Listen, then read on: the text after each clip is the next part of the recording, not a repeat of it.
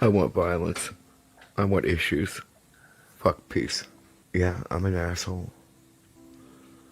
Yeah, I am. Yeah, there is no doubt about it. I am an asshole. I can be nice, but I'm an asshole. Am I good at the game thing? I am, because I'm crazy, right? But outside of that, I'm a prick. If I were giving advice to people, I'd be like, no, don't be my friend. You know, sometimes I'll get on here and I just, I can't forgive.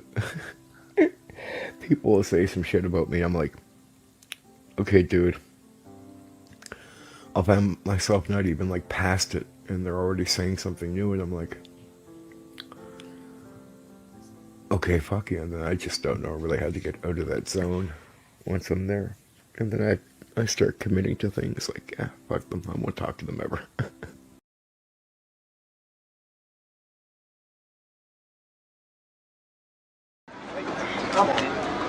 Gentlemen, this is Democracy Manifest. Have a look at the headlock here. See that chap over there? Get your hand off my penis! This is the bloke who got me on the penis before. Get some cups.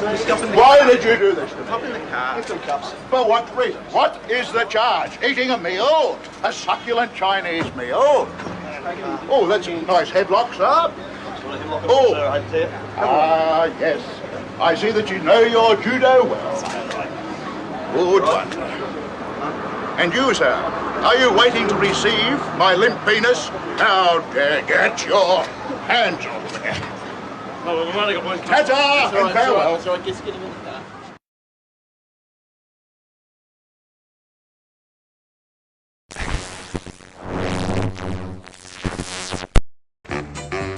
It's time to play the music. It's time to light the light. It's time to put on makeup. It's time to dress up right. It's time to get things started. Hey man, is that Double D? Yeah man, well turn it up man. Let's just go in and like kill all the orcs, right? They're the bad guys, who gives a shit? We just hack and slash and we loot their dead bodies, right? Hack and slash, kill them all, you know, conquer the infidels. Boy, that campaign sounds like a barrel of fun, doesn't it? Somebody who's opening a refrigerator and leaning in, right, is the language of a woman. Somebody who's opening their refrigerator and being cut off halfway through that lean is the voice of like a mermaid or a siren. They're utter shits. They're utter shits. This is not the face of the hobby anymore. And I think there's been mistakes made in years past where people assumed that D&D players were all, you know, white dudes in a basement. Which has been a faulty assumption for a lot of years and gets more and more false every day. And so it's, in my viewpoint, honestly, guys like me can't leave soon enough.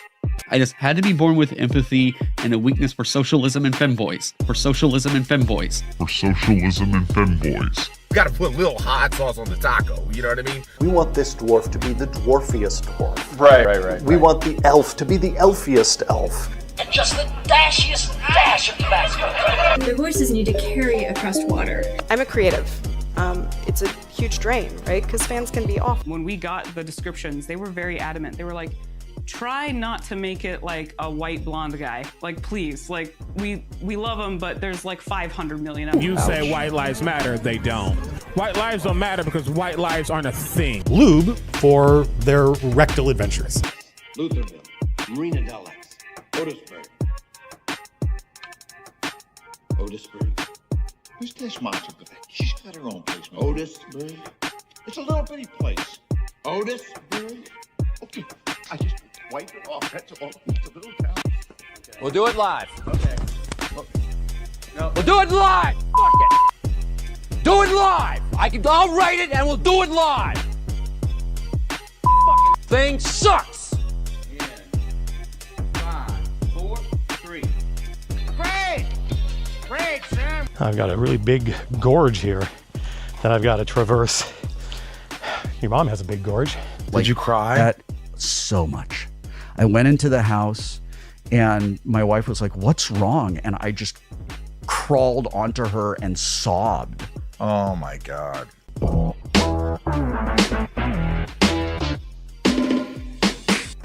Well, ain't the old opening better? Get away from me, you creepy, crazy fucking Canadian. On with the show. On with the show. How are you guys doing? Hope I'm coming through loud and clear. I'm sure you'll let me know if I'm not. Welcome to the Vultureverse, I think 4, if I'm not mistaken. I don't like to stand on ceremony, so I'm just going to bring in the other Vultureverse aficionado. I'm off my game this week. So. That's okay. I got a couple of things. Yeah, how's everything going with you, Mr. David? Very, very busy. I've got a new product in the pipeline that we started getting to the table for play testing. So that is occupying like 80% of every free moment that I have. And that's okay. All of the kids went fucking crazy this week. So life comes first, right? Absolutely. Well, let us know, if you're ready to ever promote that. I sure will. Yeah, I did a video on the warrior poet, as I call it. It's basically how the bard is a. Weather's getting a little nasty up here. How the bard is pretty much useless, or at least everybody thinks it's useless, and I guess perception is reality. I always had a little bit of a soft spot for it until they just turned it into a freak show like in 5e. But I just made a video and just said, these guys should be like warrior poets. They should be students of battle, like instead of being kind of tied to like the thieves and maybe illusionists, more tied to like the fighter, man. Yeah. Just getting experience, writing down stuff, helping the party get, faster experience points, giving them some buffs in combat as they go up. I was actually I wasn't planning on doing anything, but I'm like, fuck, I might be able to do like a little, like mini, essentially just like a class for Dragonslayer, Greg's game, his take on 1E/basic. And I'm like, I think I could make this work. So I think I'm going to try to do that this week. See if I can just do a little, it would be like my first published thing on drive-through. So, just obviously be a really cheapy, 99 cent or whatever. Yep. Just kind of see how it goes. A little PDF for people that have Dragonslayer and may want to do it. So I'm not, purely OSR by any means, but I really like how difficult it was to become a bard. Oh, in the back old school, in AD&D, yeah. right? Because it meant that it mattered, right? And then you did have something to do, and that's just been sort of lost to the ages. Now, you're a femboy with a lute, so. Or just a female rock star, I still can't believe that one. It's in my thumbnail for that video, like literally a D&D bard with like a guitar, like a modern guitar, and I'm just like, fuck. Yep. Yep. Thanks for ruining everything, guys. Jeez. Did you get any gaming in this week, Double D? Actually, no. My buddy Zolt, how you doing, Shawnee? He is. I'm taking a little bit of a break, for a couple of months just to recharge the batteries. I'd been going for a little while. So he was out of town. He's taking us through Gotham City Chronicles, I think it's called. Okay. Superhero. Yeah. It's really cool, actually. I'm enjoying the hell out of it. I'm playing a cop on the edge, which is always fun. Just pick any random Dirty Harry movie, and you got a pretty Harry good Callahan at the table. I would go more Lieutenant Eckhart. Yeah, there's a little bit of that in me too. Yeah, in fact, I will say this: the line "Where you been spending your nights" has been said more than once in our game. So he's drinking Drano. He's drinking Drano. I like the game because it's like you can do like 3 different levels. You can do like street level, which is where I'm at, like literally just cops. Right. And then the mid level, which would be like Batman, et cetera. And then there's actually a higher one, for like the wonders, like Superman and shit like that. So pretty cool little game. Honestly, it's just Die 22. It's like 3rd edition D&D with, some weird superhero stuff, but it all works and it is fun. Nothing wrong with that.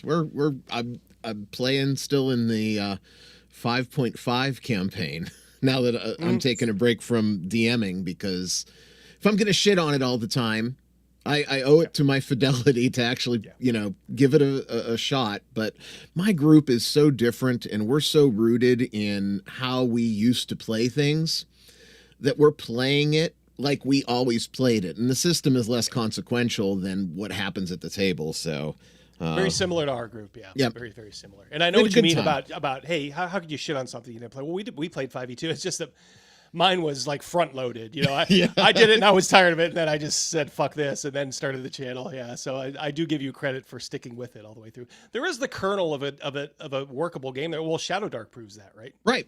Right. But, And there is the kernel of a good game there, I think. you strip away some of the bloat and obviously all of the bullshit. A system is a system, and as long as it's functional and it makes sense and you rule things consistently, it doesn't matter. So we're working through it. I just fucking hate it.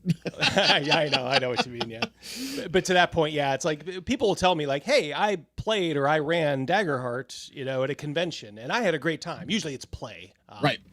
And I'm like, yeah, you know, that doesn't surprise me. You know, for give me a 4-hour stretch. Think of how many actual rulings there are in a good game in a 4-hour stretch. You know, not too many. No. So if it's just all like. And convention plays so laid out in front of you because it has to be, right? Because everybody's there for a purpose. You've got 4 hours. That's it. Then it's a little more manageable than if you're running it. I'm amazed that these groups that sing the praises of it do it on that small scale level, because I'm almost certain it would suffer the 6-session fate that modern gaming does now. Yeah. Hey, it's an ultra. What's up, Ultra? It's a silent ultra. Silent Ultra. You may be muted, my friend. Yeah, we'll give you a quick. I tell you, while you're doing that, I will read this super chat from Alone. Thank you very much. $5. The Shield Mage is here and ready to cover all my fellow adventures. Amen. Man, it's good to see the Vultureverse is back to being fully operational. You know it, brother. You know it. Look at this guy, Doggo. Let me see if I got something for you. Oh. Yeah, I'm gonna tell you what. I'm gonna remove you just for a moment there, Ultra, till you get your technical difficulties taken care of, and then we'll bring you back. I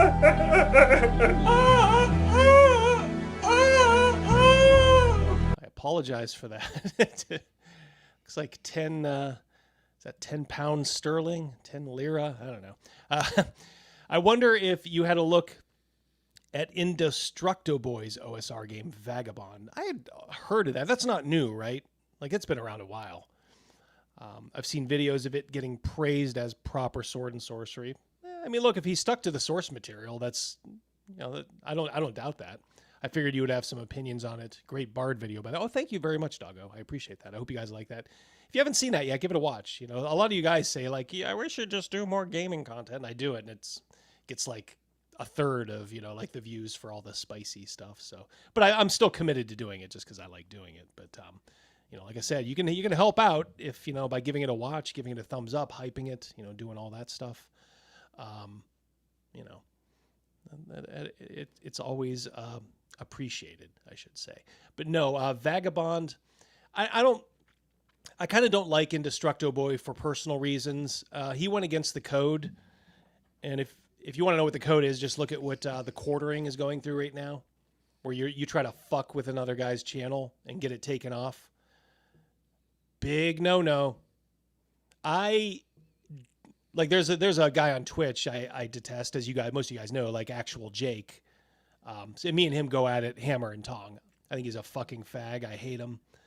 He's got a OF girlfriend, an overweight OF girlfriend, an actual cuck. I did a video on him. Through all that, and, you know, obviously he's taken a million shots at me. He just makes videos, you know, me constantly. Through all that, I would never even dream like of fucking with his channel or anybody else's. It's just not, it's not done, right? You don't do it, no matter how vile or horrible. And I'm not going to get into my sob story, but it sucks when that happens. And it really speaks to the level of person that other creator is. Because there's a level of back and forth that everybody has to sort of expect, you know? And when that line gets crossed, it's just not fun. I agree. Saint Sumerian for $1.99. Excalibur or Conan? This is funny, and ironically well-timed. Yesterday, I sat down to watch Excalibur again for the first time in a very, very long time. Oh, okay. And for me, I don't know what has changed, but I got to still stick with Conan.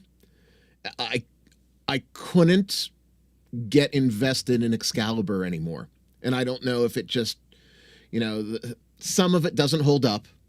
Some of it is the writing. I know I'm going to invite some fire with this one, but I used to love that movie. I sat down yesterday, I made it 20 minutes, and I said, maybe today's not the day for Excalibur. So I'm firmly in the Conan camp.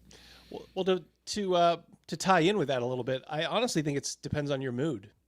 I think if you're in sort of if you're in kind of a pensive, thoughtful mood, maybe even, dare I say, like somber mood, I think Excalibur still will hit you, you know, but it's, you know, backloaded, you know, you kind of have to see the fall of everything and then kind of see the kind of the little mini rebirth at the end. Right.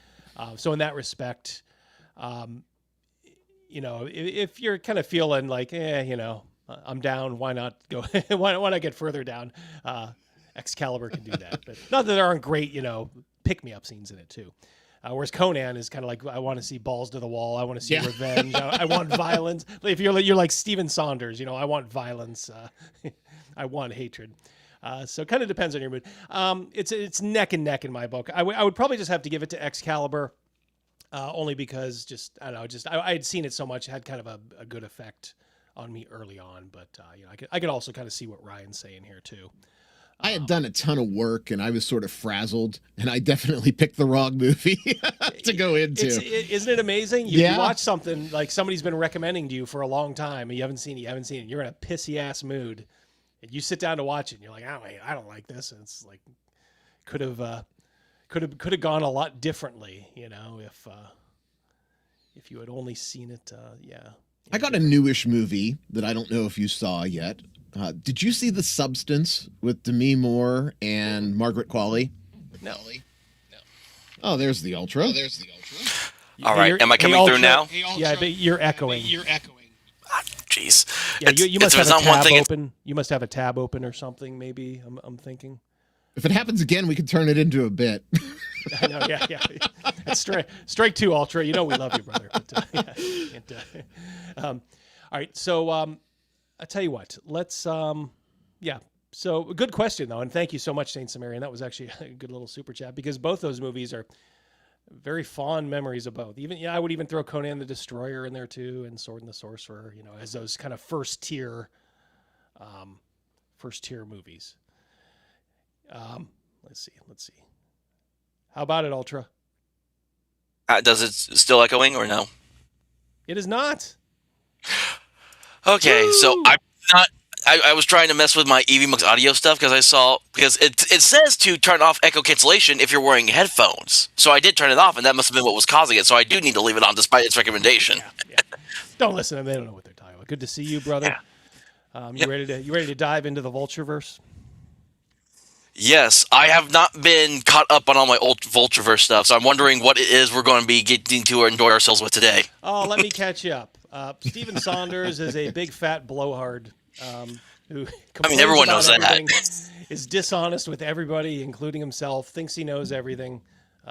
He's taken now recently to just pounding out a bunch of AI scripts for live streams and calling that great content. So there you go. But I don't know about you, Ryan, but I was not that I was getting worried, because this is Condor we're talking about here, but he was kind of making moves in the line of like, I'm getting rid of all of my political material.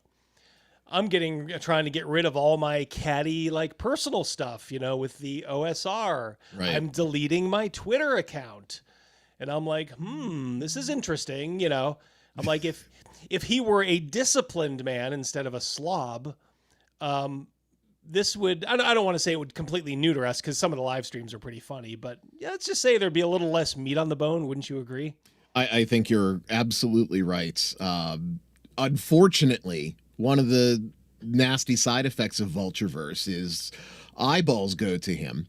And he took that as a boost to his already inflated ego to match his inflated body and said, I'm going to do this my way. I'm going to tell it like it is. Thanks, ChatGPT. My way. And, you know, when the announcements of this is a clean slate, I am talking about the game and nothing but the game. Well, we've heard that in this corner of the hobby for how long? The problem is it's like a fire hose of just half truths, mistruths, double speak. There's so much of it out there, and some of it is now just lost to time. But he almost confuses you purposely with all the contradictory stuff he'll say. He admitted to it in his confessional, right? Yeah. I'm going to do this. The one thing that I did find was funny was over the past week, we've heard his gaming origin story, or a version of it now, for years. And, I've heard everything from 95 to 91 to 89 to 87. We know he was born in 1980 because he's publicly disclosed that. I'm not doxing anything. He has said that. Oh, he has a public post, and we'll show it, actually, where he says he's going to be turning 46. So happy early birthday, Steve. Yeah, happy birthday, Condor. But he started gaming in 79, so he was floating in the womb this past week. Well, I hate to say it, and I love of course, everybody that follows me on Twitter and that, or X, but I kind of put that out, where he said he started to play in first grade, and I'm like, come on. But then a bunch of people, probably a bunch of old heads, hey, I started playing in first grade, and I'm like, okay. I pulled up a picture of a first grader, and first graders are as small as you think they are. Now, listen, I don't doubt that maybe mom or dad are like, hey, sit around the table, let's play pretend. Is that playing D&D? Maybe technically, but it's not what we're talking about. And I'm sure it wasn't what Condor was talking about, because I can't see Condor's mom or dad sitting around the table saying, because he would have said that, right? Over the years, he'd have been like, hey, my mom taught me D&D. My dad taught me D&D. Before I told my mom to fuck off, she taught me how to play D&D. No, if I were being disingenuous like Condor, I would say I started when I was 9, but that start was very different. It was the older teenage kids in the neighborhood that were their parents were friends with my parents, invited me to sit in the basement and pretty much roll dice for them as they played D&D. Yes. And then it grew from there. Yeah, which is cute, and that's great.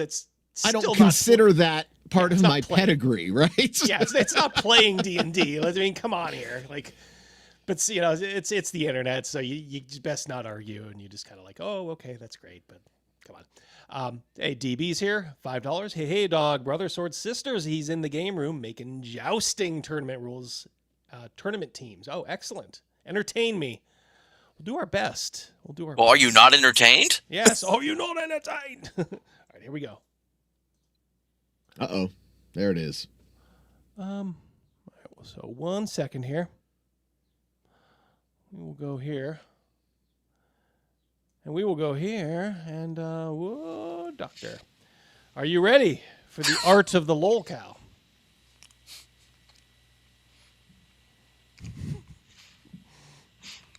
It's like just that image. Wow, that image. That's something. I might have a replacement image for your center of your book there, Double D. I'll have to send it to you. Okay, yeah. Please do. We'll work on it for next time. Here we go.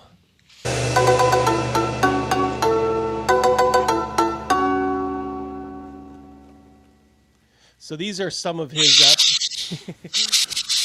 He has taken now, instead of, or at least he was, because there is a little twist in here. He quit Twitter apparently, but now he started to post all of the stuff he would normally post on Twitter just to his YouTube member post. Or, Point of order, Double D. Yeah. As of 3 hours ago, He's back on Twitter. Yeah. Of course he is. Yeah. Yeah, we'll get to that in a moment. We'll prove a point too. Yeah. There's not a single person in my audience that agrees with me on everything. It's like because your live audience, like, just look at how much he gets for his live streams. Even now, sometimes he'll peak now at 10, which is great. But I'm wondering if it's just a lot of people like us who are just tuning in just to kind of watch and then dip out. He can't have a ton of these kinds of interactions. Clearly, they've taken the path of not being liars. These are his good fans. And that's how we connected. I like honest people. Oh, okay. All right. We'll see how that goes.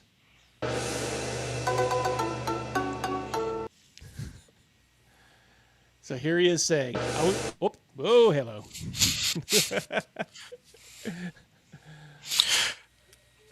God, I feel like I'm going to be pulling this bar and saying, Double D, you can't do that. I know. I can do whatever I want. Once you're kind of threatened to be canceled and all that, it's very liberating. I was getting, this is to our point earlier, I was getting a tiny bit of traffic on X, and 0% of it was helping my YouTube channel. So I left X to dedicate the majority of my time here. I don't play Yes Men. He's big on the Yes Men. Have you noticed that lately? He always talks about Yes Men. Doesn't play the Yes Man for anyone, and I don't have the same time to look for memes and post memes forever. Oh, it's very hard. You just literally take 10 seconds to type something in. And that's what would be required to get anywhere on X. It's always like, the system's against me. I can't do it. Woe is me. So, I'm moving on. Moving on up. But is he?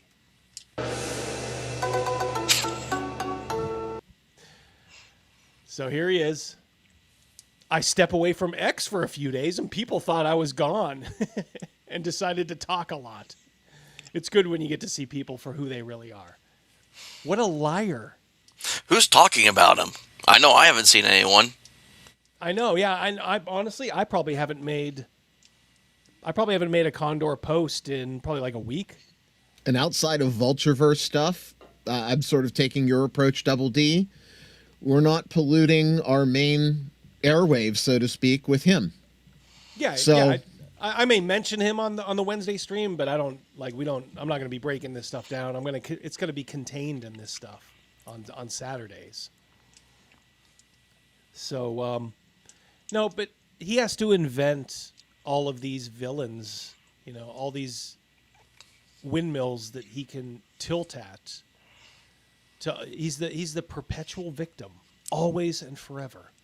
And by the way, we will break down some real video here in a minute, but I did want to just kind of go through because this did provide, before he decided to get off the wagon and start posting, again,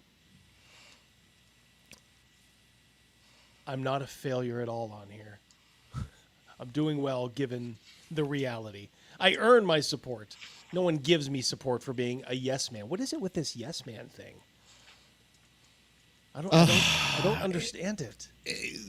Being the connoisseur of Stephen history that I am, he believes that anyone that has any sort of loyal friends and audience is only speaking to the points that their audience wants to hit. And we talked about this before in Vultureverse, how he perceives the world with his personification and philosophy sort of overlaid on it. So while we all have, friends, groups, families, sons, daughters, wives, girlfriends, best friends, he has openly admitted that he has to manipulate people to get that sort of level of support, right?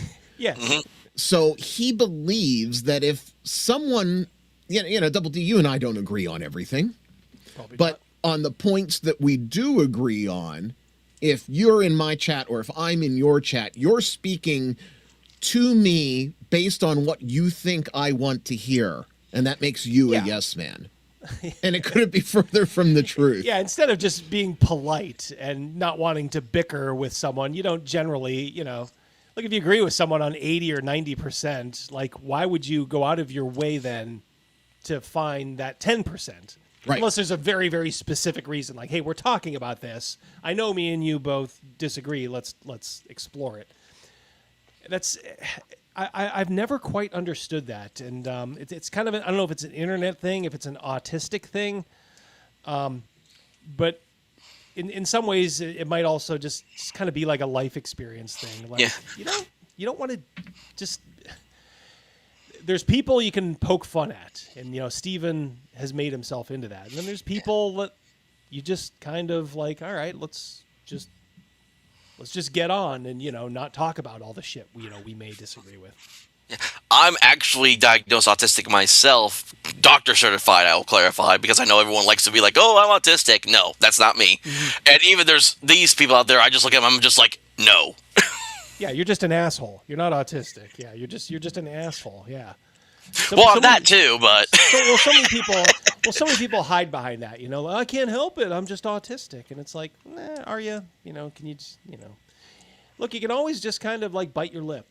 That's been one of my life philosophies. Like, I'd like to say something I probably shouldn't hear. Sometimes I do. And if I think it's the right situation, but I don't know. There's a creator I work with that we know not to talk politics because it'll tear down to us just arguing and shouting, right, in quotes, because we're still human beings. We don't really do that. Right. So what do? We acknowledge, hey, this is how it is, and we just don't address it because I'm not going to change their mind. They're not going to change my mind. Why waste the time, the effort, and the breath? Agreed. Yeah, I have a very close one of my oldest friends. He's politically to the left of me. So I learned after a while. Let's just not do that. Let's not talk about that. Things are good. All right, here we go. This is the art of the lolcow. Remember. So after about 2 weeks of saying I'm not going to talk about the old school, if you had to take a drink every time he said, I'm not going to talk about the old school anymore, you would have died of alcohol poisoning in 2022, I think. My cirrhosis is kicking in. Yeah. I warned the old school TTRPG content creators on YouTube keep in mind, this is only 4 days ago.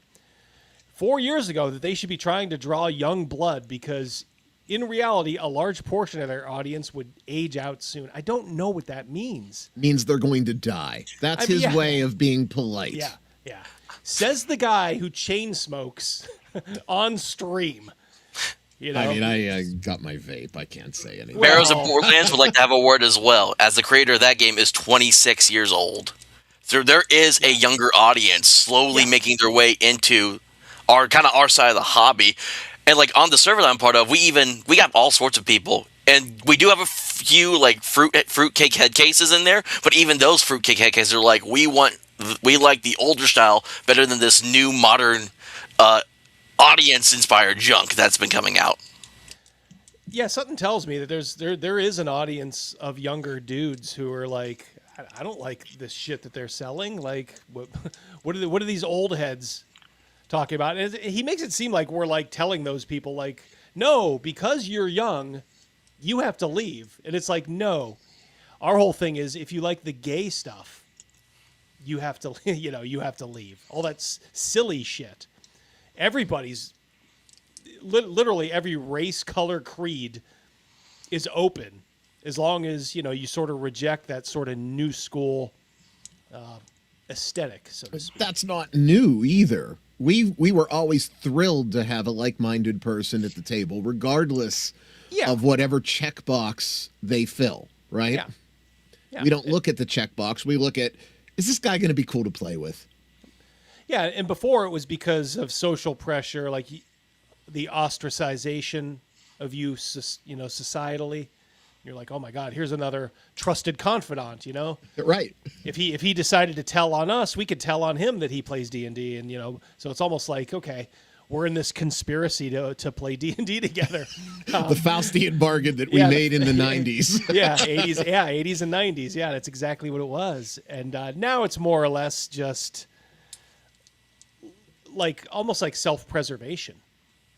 I mean, it's I don't want to say it's like warfare out there, but it's in that respect there is sort of a political bent to it. It's like, okay, you know, this person sees the good in the old.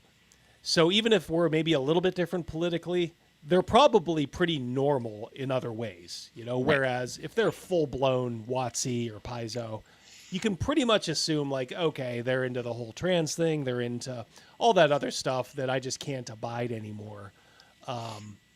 So it's sort of like nowadays, like you're taking side, you know, you're putting them in categories and taking sides. Like, okay, you guys are over here with us, the normal people.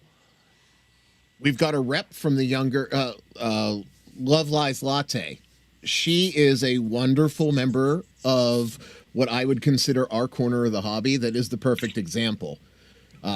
Young, philosophically aligned, wants to play the game, and the age doesn't matter as much as Condor seems to think so. She's also, unfortunately, a girl that Steven went after. And I'm sorry. There's a whole torrid story here. I'll give you the short version, and I don't think she'll mind because it's public, but it was happy birthday, you're a cunt. Gave her the old Harmony Ginger. There you go. I believe, was it Goddess Ka was a YouTube channel that did a whole video about the situation as well, if you want more full-length stuff about it. Okay. I know Goddess Ka is really cool. In fact, I'm surprised I haven't seen him here yet, or maybe I just missed him. Oh, man. Well, yeah, I'm sorry. Yeah, 28, impacted by, yeah. Well, I mean, I don't know if that kind of pushed you closer to our side of things, but if it did, maybe it happened for a reason. Still kind of sucks that, you know, that's how Steven does business. But this is why Vultureverse is important, though, because especially now that he is gaining artificial momentum, I believe, from us, right? Yes. Yes. Let's be fair. Fair. But which is fine. If someone happens across a video, I don't want that representing my hobby, right? And right. She stumbled into that world without the knowledge of a Vultureverse, right? So the only perspective that was there was that one. And if you see that, you're going to, holy shit, I got to stay away from these people. I'll suck it up and play a tiefling. You know? Yeah. Yep. A great point. Yeah. So it's all nonsense. Yeah. But he says, like, here we are 4 years later and people are noticing a dip in views of their content. Well, you know, I think there's macro factors out there for sure. It's as usual. He draws like all the wrong conclusions, because like Professor Dungeon Master doesn't roll in the mud like we do, and he's talked very publicly about the difference between straight gaming content and in the times where he basically just covers WotC news, like, hey, WotC's doing this. It's gotten a bad reception, you know, not nearly to the nth degree like we do, you know, where we're not afraid to add our little commentary onto that, saying, well, WotC's, you know, crazy and stupid. But even he's noticed that. So, you know, and I haven't checked like Ginny's channel lately, or Bob's. I kind of use those guys as kind of like metrics for that sort of a thing, kind of like the normie 5e kind of player base. It wouldn't surprise me if maybe their views are down a little bit. I think it's also just D&D, the heyday of D&D, the halcyon days of, you know, like the Stranger Things are kind of coming to an end, you know. It's not like it's going to crater back down to, you know, like nothing, or, you know, it's going to be, you know, the way it was in like the 90s, but it's just, it's natural. It's an ebb or a, you know, flow or whatever, you know, whatever one of those is low. Yeah, the problem for them is that the majority of young blood got sucked into a thing we call the bro SR. The majority. Yeah, the majority. Yeah, just shows how delusional he is, which has disconnected much of the young blood from these guys. He's assigning the bro SR, which I have no problem at all with the bro SR. I'm fine with them. I think that's giving them a little too much credit. I mean, they don't have that much truck online. I don't think. Even B-Dubs, who's sort of their speaker right now, right? Because Jeffro's taken his step back. Yeah. My tag team partner, B-Dubs. What's up, B-Dubs? He would say that they are a microcosm. Oh. And Condor saying these new people going to the old school or going to the bros. It's like a microcosm of a microcosm. Right. I don't say that to put down. Like No. I said, I like a lot of the bros now. I'm good with them now. I watch some of their stuff. So I like Dunder Moose. Like I've said before, I'm fine with Jeffro. We had a good sit down talk. But for him to think that they have this much pull is just crazy. It just shows it's typical Condor, where he will create this fantasy in his mind and it instantly becomes reality, and he'll do a video on it and just talk about it as if it's fact. It's like, what are you even basing this on, Steven? I think that possibly we're talking about two different groups, because we're talking about the bro SR and he's talking about the bro OSR. yeah. The Brosar itself is also kind of a split faction as well, because you have one side that's like the older Jeffronian crowd that's like, no, it's first edition AD&D only, has to be played by the book, nothing else. But then you have like Dundermoose, Christopher Mike, Jack McCarthy. These are guys who are part of the crowd that's like, we still love AD&D, but we also enjoy all these other games, and we apply BroSR stuff to those as well. Yeah. So it's basically split in the BroSR at the moment too as well. Yeah, and like that's always been one of my criticisms of the Bro SR. If they would just kind of stop being quite so autistic and just were like maybe a little more open. I'm not saying you have to open yourself up to everybody. Good gatekeeping is good, but like I apply some of that Bro SR, mentality. I don't do like one-to-one time, but once I started listening to it and listening to Jeffro and Harmony and all that, I'm like, you know what? Instead of just, one-to-one time, which I think maybe doesn't quite work, but I'm like, pay more attention to the flow of time in your game. Whereas before I would just kind of hand wave stuff away. I started to be like, okay, what are you doing today? And even if it was just like, hey, we're just doing this today, fine. What about tomorrow? You kind of like keep going, and at least you're acknowledging the passage of time on a semi-detailed level. I think there is value in that. I noticed I started to pay attention to a lot more things when I did that. So, I'm not saying one-to-one time. I don't believe in, in that per se, but I'm just saying better attention to time. If they had kind of come out with that sort of stuff out of the gate, I think they'd have a lot more people even on their side, but that's just me. All right. Let's go on. I'm glad you did the homework this week, Double D. My pleasure. Jeez. Such as it is. Such as it is. TTRPG content creators will have no effect on how the world works, even if we complain about things like politics. We cannot even save the hobby from it. All we would do is appease those angry about what's going on, and we'd be doing that for clicks and watch time. He thinks he sees like a weakness, and I hate to be egotistical, but it's always aimed at me because, we do. The thing is, we don't do a ton of political stuff per se on Wednesday. We do cultural stuff for sure. And that's kind of just to sort of appease, my one co-host, who I think gets a kick out of some of it. But I like it too. But it's not like politics. Like nobody's tuning into the Lair on Wednesday to be like, okay, guys, here I'm going to break down Trump's actions in Iran this week. That never happens.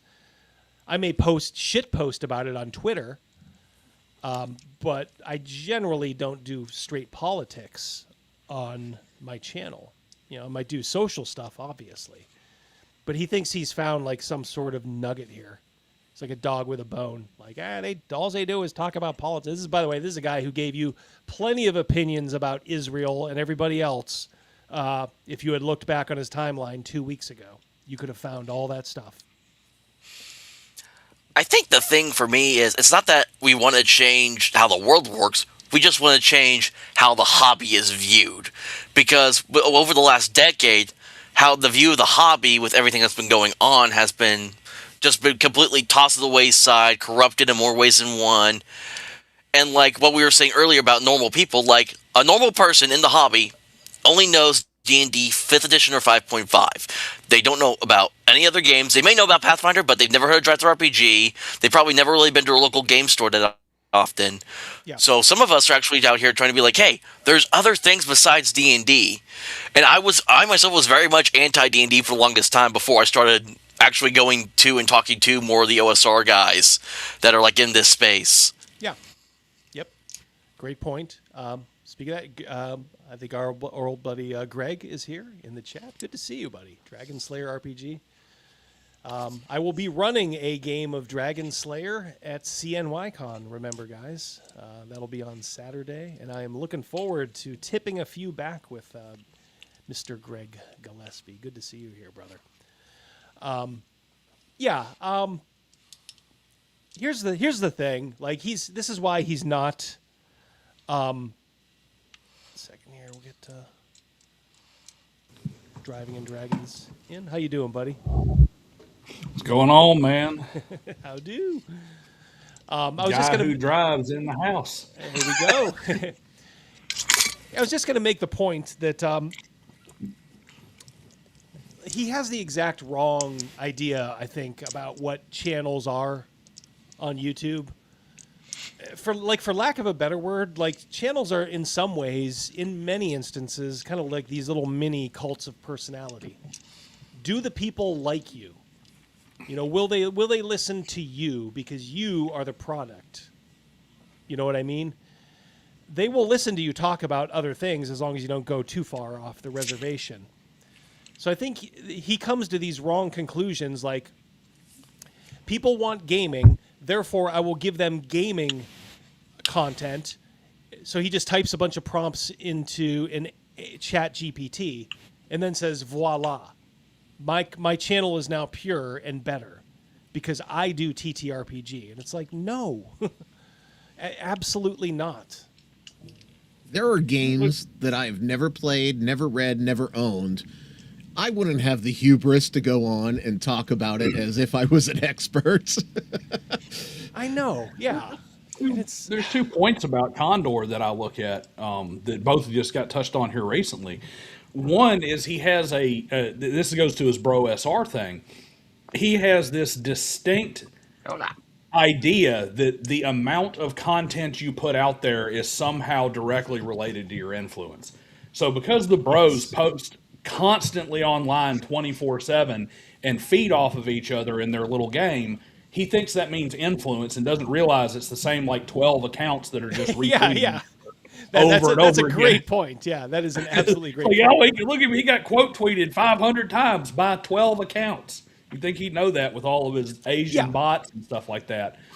But he also has no patience. He's like, all right, well, I'm going to shift to gaming because that's what people want. And he's going to do gaming-only content for like 2 days. And because he didn't jump from 1,000 to 15,000 subscribers, well, shit, that doesn't work. So I'm going to go back to attacking the bro SR. He thought he was going to get a button when he hit 100,000. There's no consistency. Oh, yeah. What was that, OGGM? When he hit 1,000, he thought he was going to get a button. I'm a one-way from the buttons. Like, no, it's like 10,000, dude. I don't even think you get anything at 10. I think the only thing you get from YouTube is like 100,000. I think that's the first. Do they even do those buttons anymore? I haven't seen or heard about those in years. I think they do. Pay for them. Yeah, you may have to pay shipping or something, but I mean, it's a nice little thing that YouTube does, but I mean, it's 100,000. I mean, they'd have to be shipping those things all all the time if it was just 10,000 sub whatever. channels. What do I know? I'm an old man from the original Vultureverse. Well, yeah, you got to remember that these numbers are based on YouTube as a whole. They're not based on TTRPG YouTube. Where Right. 10,000 matters here. If I just did a car channel and all I did was talk about changing brakes and doing valve jobs, I'd have 100,000 subscribers. Yeah. Yeah, exactly. Exactly. So he's hey, look at here, Surly. Good to see you, brother. Hope you are doing well, my friend. I know you were in everybody's thoughts since Wednesday. Double D is my hero. Well, you are my hero, Hungar. Good to see all you guys here. Thank you so much. Got 100 now. If you guys could just hit the like button, boost this out. But yeah, that was a good. That is a good point. Driving in Dragons. It's he always draws the wrong conclusion somehow. It's almost funny. The way he does it. Mm-hmm. All right, let's. But in his brain, it's never wrong. Oh yeah. No. Yeah, and we'll do a little of the villains and vigilantes. I queued that up just I think I've for already you. said everything I need to say about it. Okay, I have it just in case. Remember, this is the art of the lolcow. So just like Sun Tzu. This physically made me laugh. Like I saw this and I burst out I don't laughing. give second chances, Ryan David. You're never gonna stream with me, Ryan David. Oh. You're done. You're cut off, Double D. That's it. Don't burn bridges for short-term gain. If you might want to talk to the person later. The guy who prides himself. He prides Never himself. giving second chances. Yeah, on that. What is that animal that has a memory that only lasts like 5 minutes, or like that character? What's that Adam Sandler movie? 50 Goldfish First only Dates. have like 3 second Yeah, only memory. has like a 2-minute memory and forgets. Short-term gain. What is short-term in Condor time? Like 5 minutes, 20 minutes? Yeah, he's like, what's his name in Memento? Yeah, his short-term memory's cooked. I thought that was so funny. Every morning he wakes up and just doesn't remember. Yeah. The Groundhog Day. Yeah, he wrote some affirmation. He wrote some kind of affirmation on his mirror. Yeah, I'm or a like great what? man. 50 First Dates is the other one with Adam Sandler. Yeah.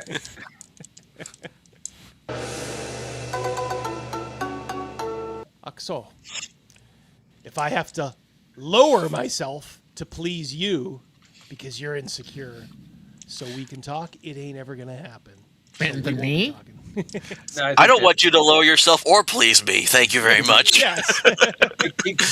Well, he couldn't be bothered to lower himself for Double D or James and the Adventure Conqueror King guy and Ginger. So yeah. What happened with Alex McCrease? Did Alex back out?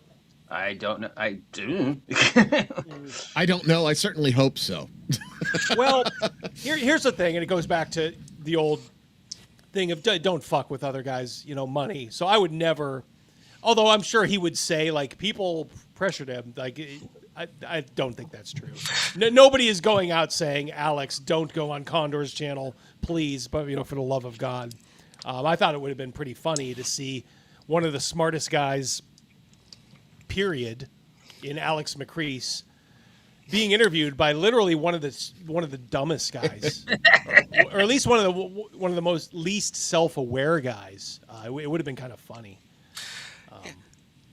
Well, what's interesting is there's some older videos I remember I used to watch of his. And it was like back when the whole Shadow Dark controversy was kind of coming around again, and there was actually videos alongside that where he was actually defending Harmony Ginger. So how we went from defending her to attacking her is I don't know what happened between that to cause that to happen. Yeah. I don't know. Well, he'll defend your free speech. Then he'll make 20 videos about how awful of a human being you are. Yeah, which is fine. Which is Like I fine, said, yeah. We don't take food out of each other's mouth. That's fine. I hope his channel keeps chugging along. I think Ryan had a good point. He's getting some of this. A minuscule part is natural, but a lot of the growth, I think, is just the curiosity factor from us. Curiosity, and he's buying subs again. Yeah, because it's always in brackets of 10. So I don't know if he's necessarily buying subs again. He may just actually have like the first real channel growth that he has. I think he bought a bunch right off the bat, like say he bought 800 or something, and he sat there forever. And you know how it is on this. You get in there and you get 50, 60 subs and you sit there for like 6 months and you're like, why am I doing this? Then you wake up the next day and you're at 800. And then you sit at 800 for a while and then all of a sudden you're at 2,000. Yeah, there's these plateaus. Yeah. Exactly. And I think he just finally hit the first one and he's got that first couple hundred subs that are over the top of the ones he bought. Yeah, maybe. Who knows? Well, when you've been doing this for a while, your nose starts to know.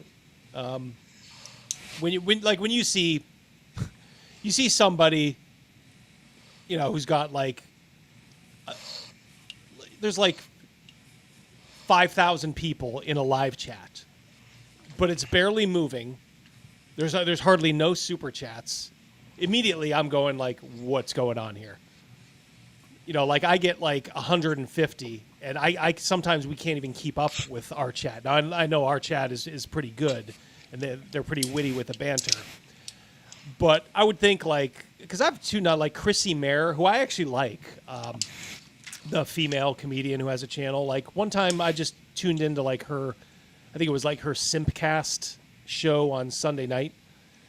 And I'm like, I kind of know where she's at on YouTube and what she gets. She usually gets, maybe 500 to 1,000, maybe live.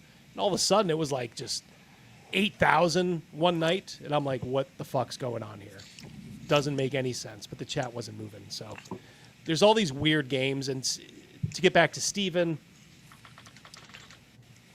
even for like just having like almost 1,000 subs, I don't think he's ever had the views, to justify even that subscriber level. It's always been like way too low.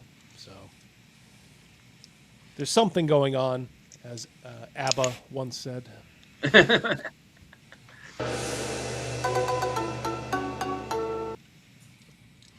Good morning, beautiful people. Today will be a good day. And then, of course, he has to follow that up with people hate on me for very dumb reasons. And then they find out that I don't forgive. Classic. I'm too busy serving my audience. Well, okay, thank you.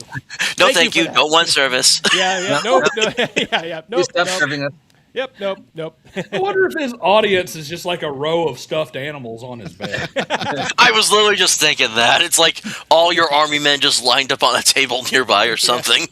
Mr. Buttons, that's a very good point about TTRPGs and the Bro OSR. The Bro OSR. Well, to be fair, he does have a very cute cat. What's his name? Louis, I think. Louis. Louis looks like a very cool cat. My wife makes the observation every time the cat shows up that Louis is the only thing on this earth that man actually loves. Yeah. Just goes to show how wonderful animals can be. And I'm sure like Louis just loves, just loves him too. James of the OSR, $10. Getting ready to run Hyperborea, listening to some Steely Dan to get in the zone. Well, my friend, I have something for you. As she likes to say, lanterns are lit, so are the tits. She's my terrified. Yeah. Thank you so much, James. Good luck in the Hyperborea game. I will be running one game of Hyperborea at CNYCon, too. I'm doing one of Dragonslayer, the great Greg Gillespie, who was in here earlier, and great Jeff Talanian, Hyperborea. Two great games, and I'll be running both of them at CNYCon. So, and Steely Dan, A19. Good choice. Okay. Too busy serving my audience. Funerals and aging out will change the landscape. Boy, this guy wants us dead. This is the one that got person of no importance. Yeah. Change the landscape of the old school TTRPG community online in the next 5 years. Brother, how old do you think we are? I don't celebrate this. Press X to doubt there. It's simply a fact. And again, like, not to be cruel, but like Steven is not the most healthy guy in the world. Dude, come on, look at the mirror. Overweight, chain smoking, hasn't left that room in years. Well, that's what he meant when he said lower himself to our level. He's literally talking about that crane that pulls him out of that studio and lowers him down. I feel like Condor at this point is just Timu Kyle Brink at this point. Yeah. Timu Kyle Brink. Yep. We have Kyle Brink at home. Yeah, I don't know why he's going down this angle. Like I've said, there's guys like me and Greg Gillespie. Like I got to meet Greg. You never know what can happen tomorrow, but I feel fine. Yeah. Greg, if you ever see Greg in person, Greg is a specimen. He is like 6 foot. He looks like he's about 6'8". I think he's a little shorter than that, but he is ripped. So I think he has a few more years left in him, Steven, as do a lot of us. And there's a whole other segment. We're the younger segment of classic gaming. Yeah, I know, right? Yeah. And no disrespect, I've worked with those guys. I've talked to those guys. They are the elder statesmen, and they're not in bad shape either. I hate to tell you. Yeah, exactly. I think it kind of got twisted because you'd see guys like Ernie Gygax, and it's like, well, you're kind of putting him in there just because he was, Gary's son. He's not like he wasn't representative of, like everybody in that era. So I don't know. Yes, some of the very, very first generation is dying, but it's mostly the creators, from that first generation. The actual players, a lot of them, are still doing well. Okay.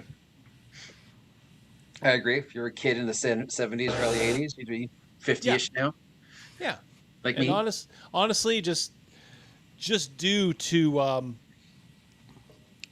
just statistics and advances in medicine, we are statistically probably going to live just a tad longer. It seems like, at least for right now, every generation does. So, honestly, there really is, even if you're in your mid-50s now, you can't still be gaming in the next 25 years.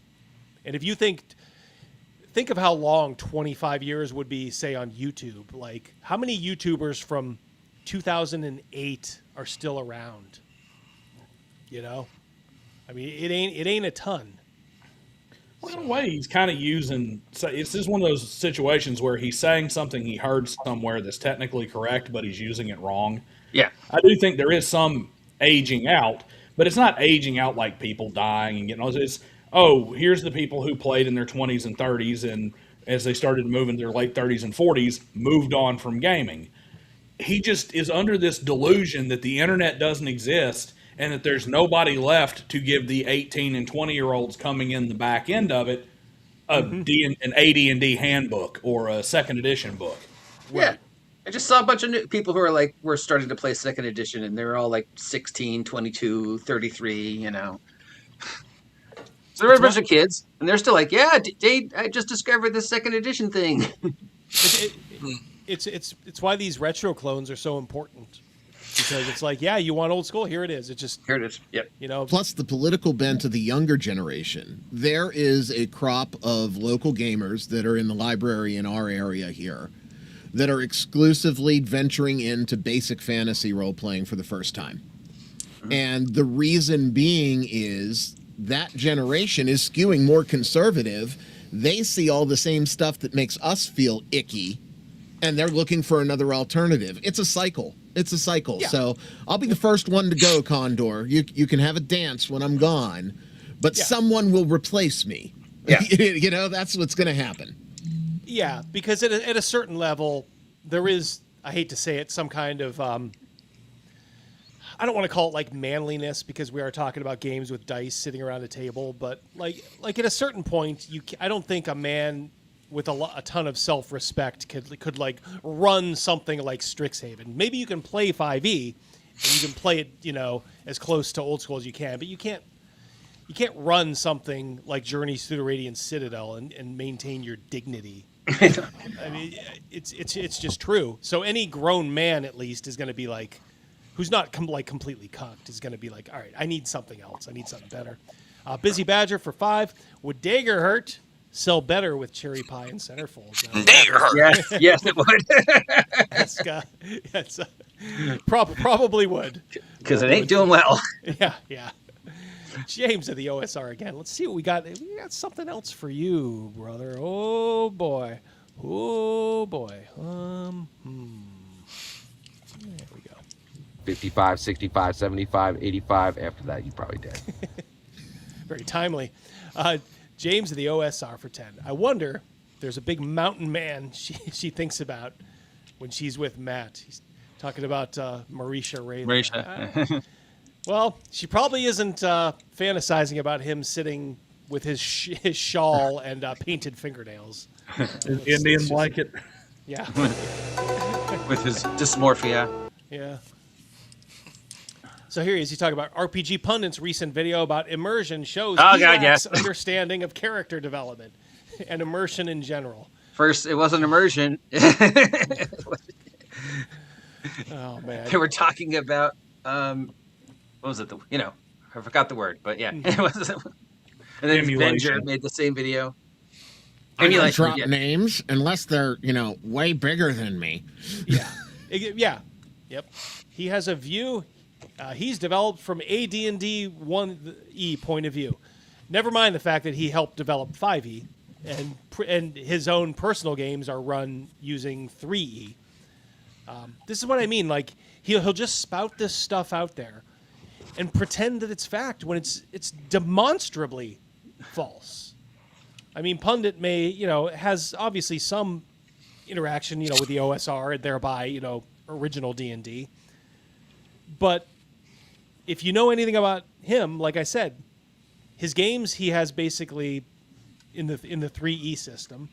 He plays DCC in his long-running game, and he helped develop 5E. Mm-hmm. But here's Condor saying like, oh, well, he's the standard bearer for 1E.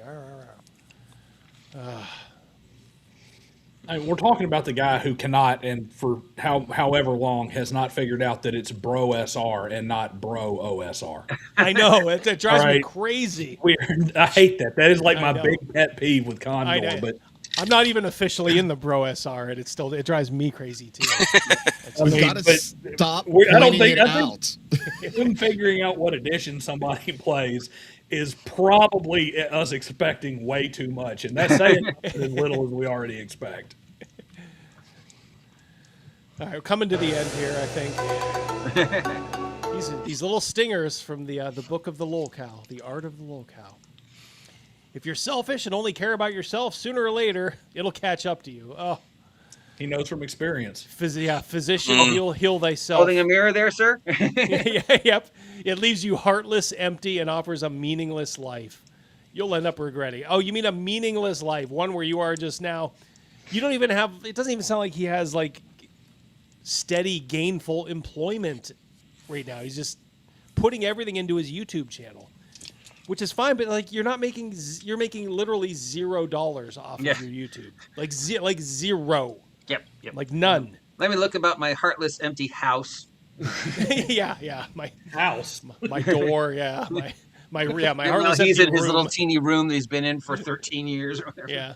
And because he's in Canada, he can't even own a pellet gun to shoot the giant roaches. It's like, and you don't have to care about only yourself, but you still need to at least be able to take care of yourself, because you can't take care of anyone else if you're not taking care of yourself. Priority one as well at the same time. Exactly.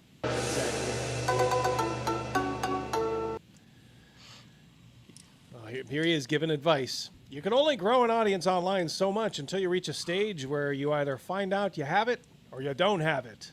Okay. If you're a yes man, here we are. Back to the same old, same old. You will fail. If the audience gives you undeserving praise, you will fail. Oh. I don't know what to say at this point. Self-reflection. The whole yes man thing just drives me crazy. What does that even mean in Condor? We're trying to figure is that out. Is he talking about the 5e dungeon tubers like Professor DM? Is he talking about you? Why should you? Yep. All right. One of his recent videos here. The black and white. Now he's a French filmmaker. Yeah. It's like he thought he was doing something here. Yeah.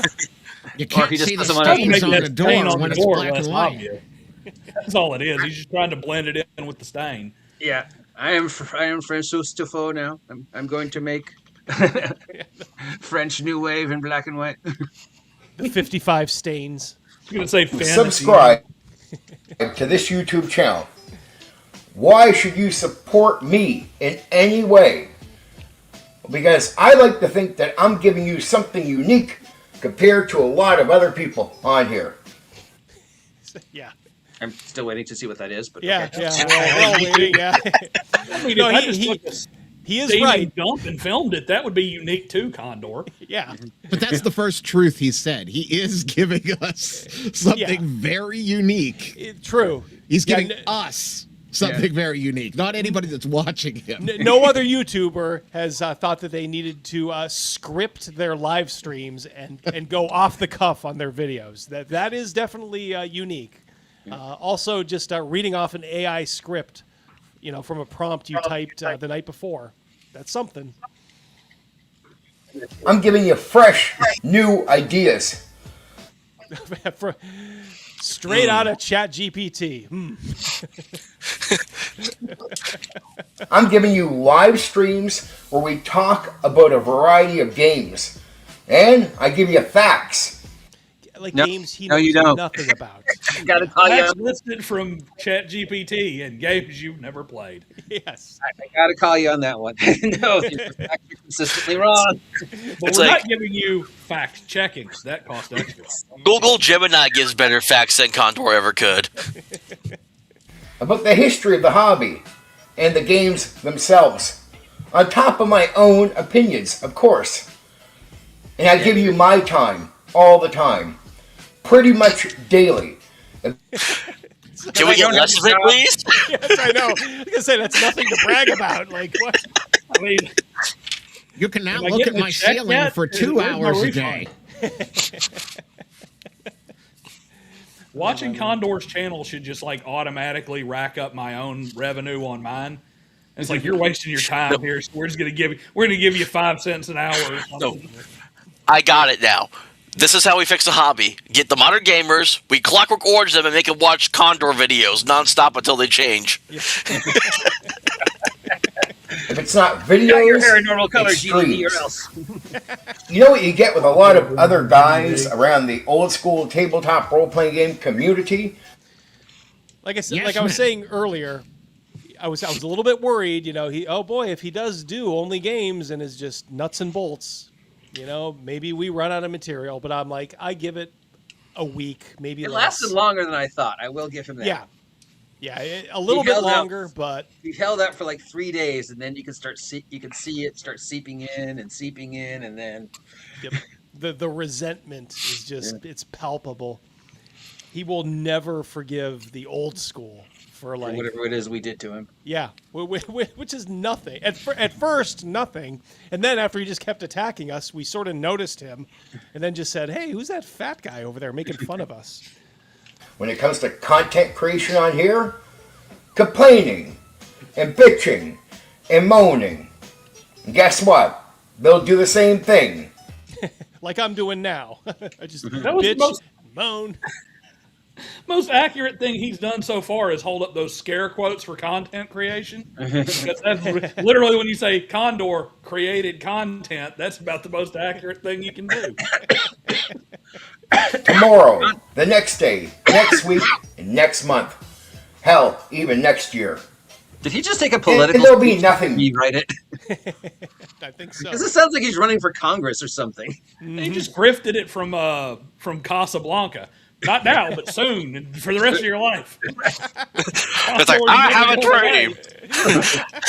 Like, I'm trying to get on the plane. I'm trying to get away, damn it. Louis, this is the beginning of a beautiful friendship. I love it. New.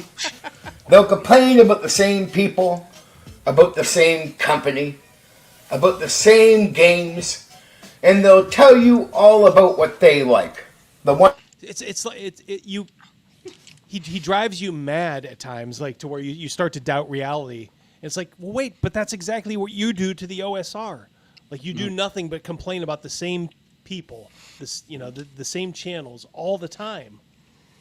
He makes you doubt your own sanity at times, especially when you have to like go through this with a critical eye and like, okay, is this content worthy or not? I don't doubt that I have lost probably 6 sanity points since I started going down this road, but I'm determined to see it through the end. One or two things, they'll repeat it all the time. They'll get the same amount of views, same amount of likes, they'll get the same everything. Well, he's not entirely wrong on this, because a lot of Dungeon Tuber stuff is just rinse and repeat of the same topics over and over again. So there is a nugget of gold right there, but it's still covered in the pile of shit. But we're not rinsing and repeating it 14 times in the same video like he does. His script is 2 lines on repeat. Also true. Well, but he's also stumbled on the fact like why traditional channels, all these channels in the heyday of like D&D like advice videos are going by the wayside. It's like it doesn't work anymore. Everybody's kind of heard it. Everybody thinks they know what they're doing. So kind of like the only new content, the only way you can kind of keep on the edge is to like kind of keep up with, okay, what are these companies doing? Do we like what they're doing? Do we not like what they're doing? Can we make fun of it for some lulls online? Will our audience like it or not? Whereas the lesson he's taken is, see, I can just, go back, talk about these games that, quite frankly, not a lot of people play anymore, and has such a narrow, appeal to like the general audience. And then he thinks like that's his, the yellow brick road. That would be fine if he were doing this just to fill time, have a hobby. Yeah.